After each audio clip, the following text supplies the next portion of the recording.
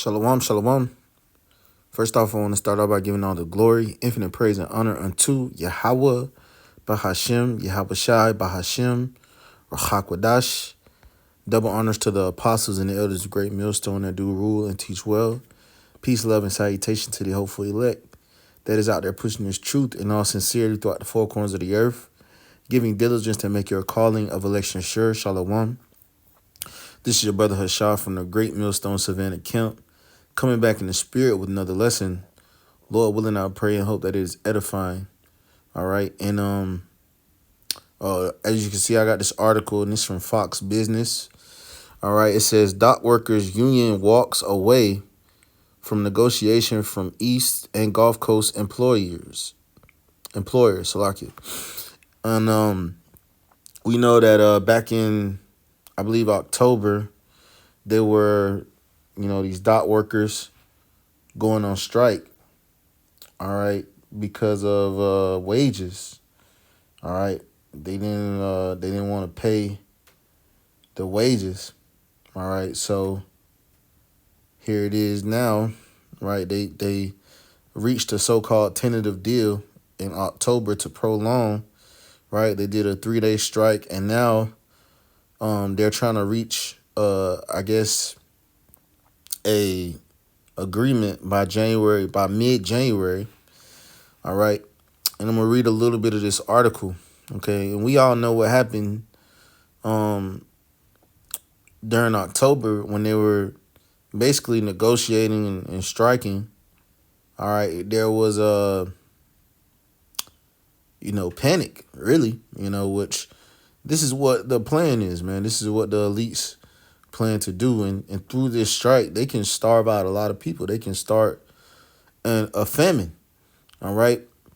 Because a lot of our food, a lot of our, products, all right, they come in through these ports. All right. A lot of the cities, the way they get their goods is through the port. So, they have to truck these, truck food into these cities, all right, in order to feed the people. So, hey, this could bring about that famine. It says the union representing dock workers at East and Gulf Coast ports walked away from the negotiating table with port employers this week over concerns about automation. All right, and I did a video, shortly after that strike ended. All right, saying that it was, basically a coincidence. Okay, basically a coincidence that Elon Musk came out with his robots right after, that they ended that strike for a tentative agreement, so they could possibly, all right, replace these workers with Elon Musk's robots, or I know on the West Coast they replaced a lot of jobs. All right, and we know how well the West Coast is doing. Okay, a lot of those people over there are homeless. In California, poverty is rampant. Okay, so the same thing could happen on the East and in the Gulf. All right, and we know, these ports employ, like, I think something like 5,000 people. It's a lot of jobs. All right, that come from these ports. All right. It says over concerns about automation as the two sides face a mid-January deadline to finalize a deal to prevent the resumption of a strike. Fox Business has learned. It says the International Longshoremen Association, ILA, and the U.S. Maritime Alliance, which represents port employers, were on the second day of talks this week when the ILA union left the negotiation, a source tells Fox Business. The source said that ILA union is refusing to agree to the addition of any new technology at East and Gulf Coast ports, even though the U.S. Maritime Alliance has said that no jobs would be eliminated as a result of automation. Poor employers don't expect the union to return to the negotiating table. The ILA confirmed in a statement that it broke off negotiations with USMX and placed the blame on poor employers for pushing automation and semi-automation language in the master contract proposals that will eliminate ILA jobs. It added it remains hopeful that USMX will, after its unwinnable strategy, Slovakia, uh, will alter its unwinnable strategy and resume negotiation as soon as possible. So, hey, we could be looking at another strike, and this is beautiful because these people just got they got their president back in office. These Edomites have that pride about them again. All right. So, hey, we looking at a very, extreme situation as, this is this is how the U.S. makes money. This is how we get our food and goods. All right. So I wanted to get this precept. All right. 1 Thessalonians chapter 5 and verse 3. Matter of fact, I'm going to start at verse 1. It says, "But for the times and the seasons, brethren, ye have no need that I write unto you." Why? Because, hey, we know what times we're in, man. The elect, they understand, all right? This is for, those who have ears to hear, okay? Those that are watching the events that are taking place, being circumspect. Verse 2, it says, "For yourselves know perfectly that the day of the Lord so cometh as a thief in the night. For when they shall say peace and safety, then sudden destruction cometh upon them, as travail upon a woman with child, and they shall not escape. But ye, brethren, are not in darkness, that day should overtake thee as a thief. Ye are all children of the light and the children of the day. We are not of the night nor of the darkness. All right. Therefore, let us not sleep as others do, but let us watch and be sober." So this is for those that are being watchful and sober.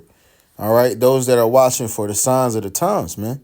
All right. And we know that the devil is about to come down with great wrath.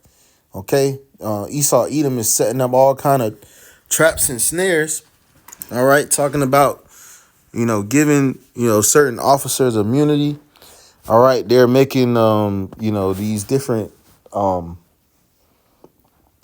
basically, Edomite supremacists. All right. Straight up Satan worshipers. They're making them, officers in their cabinets. All right. Which is going to bring about the New World Order. All right. Which people, these Trump supporters, they don't know. All right. They don't realize what they really have done. All right. And, the president is nothing but a proxy, a puppet. All right. For the elites. And they think that he's for them. Okay. So when they say peace and safety, then sudden destruction comes because you have this new regime, all right, coming into office that promises, this and that. All right. But we're going to see. We're going to, when the time comes, we'll see. All right. And that's really the sentiment of the prophets is we'll see, man, because the prophecies must come to pass, man. All right. Babylon must fall, man. All right. The scripture says what? That they shall eat bread by measure. Let's get that. Which this happened, all right, in a different time, right? But it's gonna happen here again. All right. It says Ezekiel chapter 4 and verse 15. "Then said he unto me, Lo, I have given thee cow's dung for man's dung, and thou shalt prepare thy bread therewith." So people are gonna, it's gonna get so bad they're gonna want to eat shit. All right. It says, verse 16. Moreover, he said unto me, Son of man, behold, I will break the staff of bread in Jerusalem, and they shall eat bread by weight and with care, and they shall drink water by measure and with astonishment, that they may want bread and water, and be astonished one with another, and consume away in their iniquity. So the Lord is going to bring some very, very, very bad times. All right. Um, not to mention the economic uh implications of a strike happening, man. All right. What is that? Revelation the sixth chapter, I believe. Revelation chapter 6.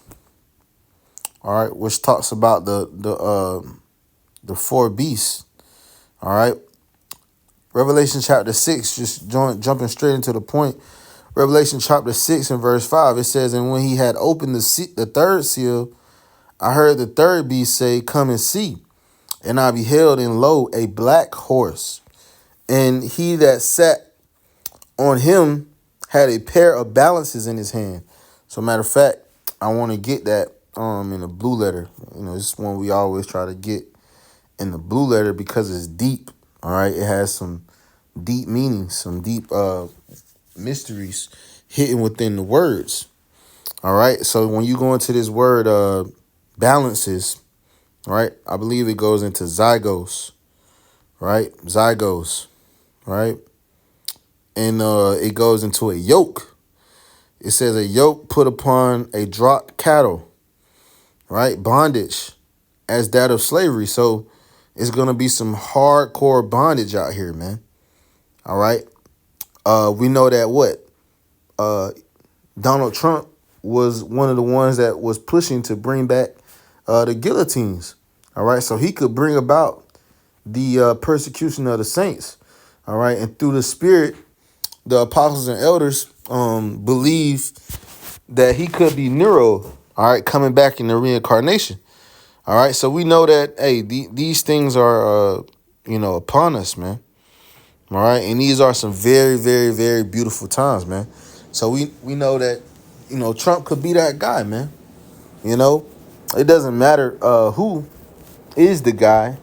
All right. But somebody has to bring about that affliction. Somebody has to bring about that chip. OK. It says, verse 6, and I heard a voice in the midst of the four beasts say, a measure of wheat for a penny, and 3 measures of barley for a penny. See thou hurt not the wine. See thou hurt not the oil or the wine. All right. In the NLT it says, and I heard a voice among the 4 living beings say, a loaf of bread or 3 loaves of barley will cost a day's pay. All right. And we break this down. Imagine going to the store, and the average person in America makes about $50,000 a year. Okay. And that's about what, $300 a day. I think that's what it breaks down to. All right. But imagine, going even $100 a day. Even if you only make there's 20 work days, you make $2,000. $2,000 a day or $2,000 a month. All right. Imagine your bread, or even if you make half of that, maybe you make $1,000 a month. All right. Imagine your bread costing $50, man. So this is it could get this bad, man. This is the scriptures. All right. Not saying, it's gonna get this bad, right? It's gonna get this bad, but we don't know when. All right. We don't know when. All right. We're just watching. We speculate. We prophesy in part. It says, and don't waste the oil or the wine, right? Which when you go into that oil and wine, that goes into the scriptures. All right. It goes into the wisdom, knowledge, and understanding. Okay. So this could, these different strikes and and things of that nature, they're not over because you got a new president, man. All right, these people think that they're out of, they're totally out of the woods, but people forgot what is looming. All right, inflation is still gonna be here. All right, he's not gonna, and through the spirit, inflation is not something you can fix overnight. Okay, so even if he does, come in and change something, it's gonna take years, man. It's gonna take the whole four to fix what has been done. All right, by the C-19. All right, by these different economic hardships, strikes, and it's gonna take a lot, man. So there is no peace and safety, man. All right, there will be no peace and safety. All right, let's get that. I think it's Jeremiah 50.